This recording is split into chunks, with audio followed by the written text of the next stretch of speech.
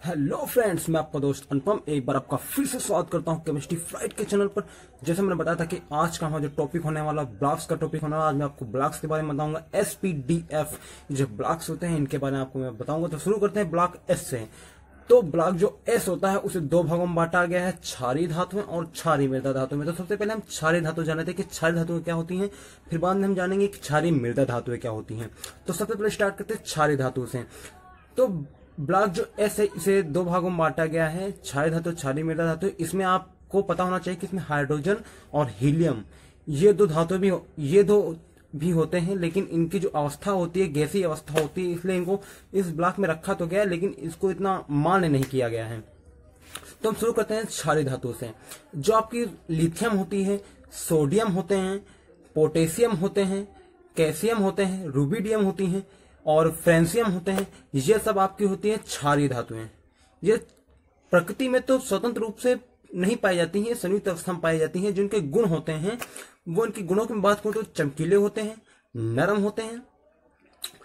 जैसे आप एग्जाम्पल में लीजिए आपका नमक, तो आपको देख के लगेगा कि ये क्रिस्टलीय ठोस तो है, ये बीसीसी जालक है, ठीक है, ये बीसीसी जालक है, ये क्रिस्टलीय ठोस है और ये चमकदार भी है। तो ये जो आपका होता है नमक NaCl, इसमें Na यानी आपका हो गया सोडियम की मात्रा पाई जाती है, इसलिए इतना चमकदार होता है। और Cl जो कि आप जानते हो कि एक प्रकार की गैस है, क्लोरीन गैस। अब हम बात करते हैं इनके इलेक्ट्रॉनिक विन्यास की। तो हम एग्जाम्पल में ले लेते हैं आपका लिथियम, जिसका परमाणु क्रमांक होता है 3।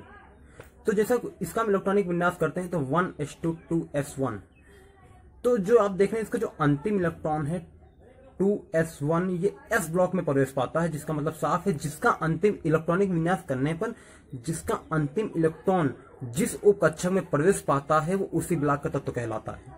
सिंपल सी परिभाषा है कि जिस तत्व का अंतिम इलेक्ट्रॉन जिस कक्षक में प्रवेश पाता है वो उसी ब्लॉक का तत्व कहलाता है। अब हम दूसरा एग्जांपल में ले लेते हैं आपका सोडियम। अगर हम सोडियम का इलेक्ट्रॉनिक विन्यास करते हैं तो 1s2 2s2 2p6 3s1, तो यहां पर आया 3s1। लिथियम में आया था 2s1। तो जैसे जैसे उसका बढ़ता जाएगा क्रम, तो 2s1 3s1 4s1 5s1 6s1 7s1, francium का होता है 7s1, आखिरी में इलेक्ट्रॉनिक विन्यास करने पर आता है।